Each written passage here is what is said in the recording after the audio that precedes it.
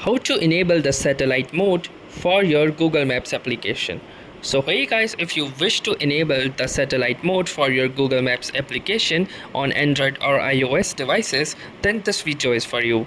So in this video I'm gonna show you how you can enable the satellite feature, as it is more visually appealing to watch, and also it gives you a fair idea about the neighborhood or the particular location you are looking at.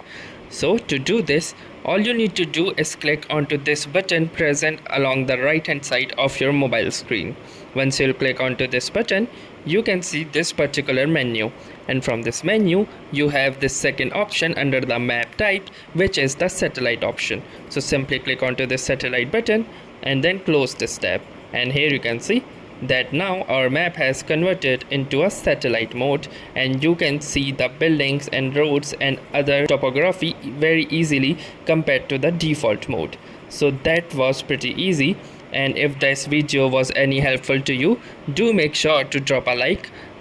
Tell us in the comments if that worked for you, or if you have any suggestions or questions to ask, and also don't forget to subscribe to our YouTube channel for more such exciting content and helpful videos. Thanks for watching and have a nice day.